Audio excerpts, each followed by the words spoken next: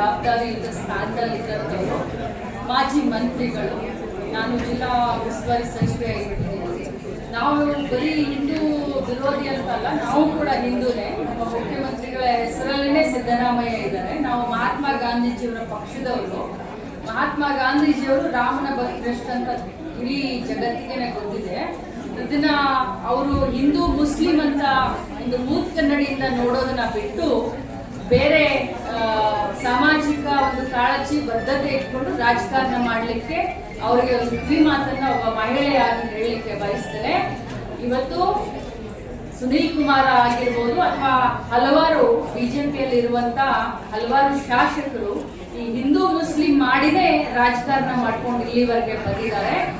ಈ ಗದ್ದು ಅವ್ರಿಗೆ ಇರ್ಬೋದು. ಮತ್ತಾಗಿ ಕಾಂಗ್ರೆಸ್ ಸರ್ಕಾರಕ್ಕಾಗಲಿ ಕಾಂಗ್ರೆಸ್ ಮಂತ್ರಿಗಳಿಗಾಗಲಿ ಲಾ ಅಂಡ್ ಆರ್ಡರ್ನ ಯಾರೇ ಇರಲಿ, ಯಾವ ಜಾತಿಯವರೇ ಇರಲಿ, ಯಾವ ಭಾಷೆಯವರೇ ಇರಲಿ, ಅವ್ರ ಕೈಯಲ್ಲಿ ತೆಗೆದುಕೊಟ್ರೆ ಕಾನೂನು ಸುವ್ಯವಸ್ಥೆಯನ್ನ ಕಾಪಾಡಲಿಕ್ಕೆ ನಾವು ಬದ್ರಿದೀವಿ ಅಂತ ನಾವು ಮಾಡ್ತಾ ಇದ್ದೀವಿ ಹೊರತಾಗಿ ಇದೇನು ಬರೀ ಅವ್ರನ್ನ ಟಾರ್ಗೆಟ್ ಮಾಡಲಿ ಇವ್ರನ್ನ ಟಾರ್ಗೆಟ್ ಮಾಡಲಿ ಅದು ಕಾಂಗ್ರೆಸ್ಗೆ ಅನಿವಾರ್ಯತೆ ಇಲ್ಲ.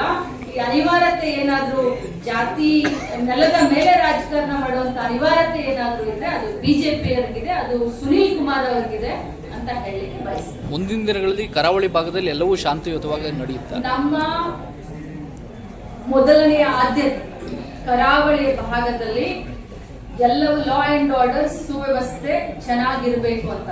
ತಾವು ಗಮನಿಸಿರಬಹುದು 2 ವರ್ಷದ ಹಿಂದೆ ಉಡುಪಿಯಲ್ಲಿ ಯಾವ ಮಟ್ಟಿಗೆ ಅಂದ್ರೆ ನಾನೇನು ಹೇಳ್ತಾ ಇಲ್ಲ ಬಹಳಷ್ಟು ಇತ್ತು ಅಂತ ಹೇಳ್ತಾ ಇಲ್ಲ, ಬಟ್ 2 ವರ್ಷದಲ್ಲಿ ಲಾ ಅಂಡ್ ಆರ್ಡರ್ ಎಷ್ಟು ಕಂಟ್ರೋಲ್ಗೆ ತೆಗೆದುಕೊಂಡು ನಾವು ಬಂದಿದ್ದೀವಿ. ನಾನು ಉಡುಪಿಯ ಬಗ್ಗೆ ಮಾತನಾಡಲಿಕ್ಕೆ ಬಯಸ್ತೇನೆ.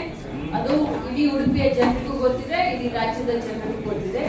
ಇನ್ನು ಮುಂದೆ ಉಡುಪಿ ಆಗಿರ್ಬೋದು ಅಥವಾ ಅವಿಭಾಜ್ಯ ದಕ್ಷಿಣ ಕನ್ನಡ ಜಿಲ್ಲೆ ಅಂತ ಇರ್ಬೋದು, ನಾವು ಮುಂಚೆನೂ ಪ್ರಯತ್ನ ಮಾಡ್ತೀವಿ. ಇನ್ಮೇಲೆ ಕೂಡ ಲಾ ಅಂಡ್ ಆರ್ಡರ್ ಸುವ್ಯವಸ್ಥೆಯಲ್ಲಿ ಇರುತ್ತೆ.